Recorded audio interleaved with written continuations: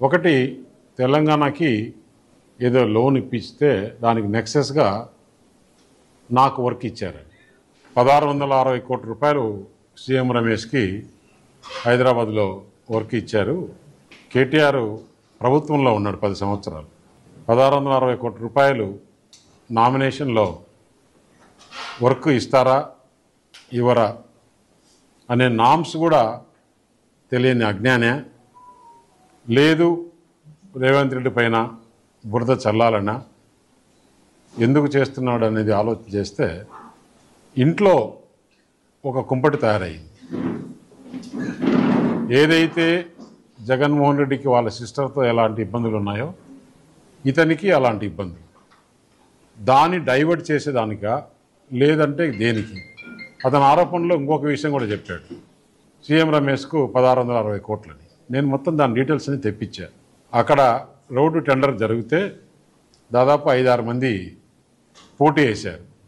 పోటీ వేసిన దాంట్లలో Ritwik projects, mega engineering, L&T, Raghava, ఇంకా 1-2 కంపెనీలు ఉన్నాయి.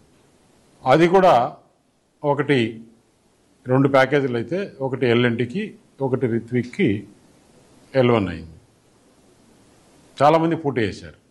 జరిగి కూడా దాదాపు 3 నెలలు అయింది.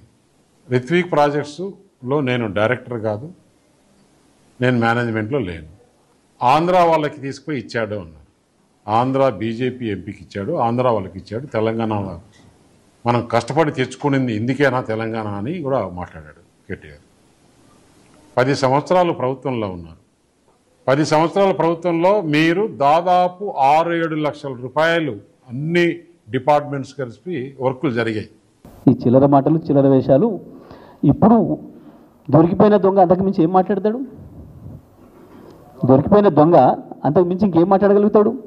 ఇలాంటి చిల్లర మాటలు మాట్లాడి డైవర్ట్ చేయాలని మీడియా మిత్రులకు కూడా నా విజ్ఞప్తి, మీకు స్పష్టంగా కనబడుతుంది. దొరికిపోయారు 10,000 కోట్లకు ఆయన మధ్యవర్తిత్వం చేసింది వాస్తవం. దాని కింద 1650 కోట్లు అయినా తెలంగాణ సొమ్మును తీసుకుపోయి కట్టబెడుతుంది వాస్తవం. 2 రెడ్ హ్యాండెడ్కి దొరికిన విషయాలు. మరి దీంట్లో నుంచి తప్పదారి పట్టడానికి ఏం చేయాలి? దాని కొరకు ఇదో పనికిమాలిన చర్చ, పనికిమాలిన మాటలు. నువ్వు కాదంటే చెప్పు. ఇంకోటి రిత్విక్ నాది కాదు, మరి అదొకటే మాట అనేస్తే అయిపోద్ది కదా. ఈ చెత్త వాగడంతో ఎందుకు వాగినావు? రిత్విక్ నాది కాదు అని అన్నావు, ఓకే, దాని మీద నిలబడతావా? రిత్విక్ నాది కాదు, నాకు సంబంధం లేదనే దాని మీద నిలబడతావా?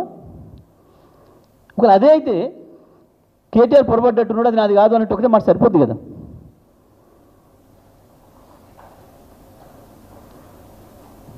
ఎందుకు ఇంత తిప్పలు పడ్డావు? చంద్రబాబు నాయుడు ఆఫీస్ నుంచి, రేవంత్ రెడ్డి ఆఫీస్ నుంచి తెప్పించుకొని రాసిన ఎన్ని కూర్చొని చదవడానికి ఎందుకు అంత తిప్పలు పడ్డావు? భుజాలు తడుకునే ప్రయత్నం.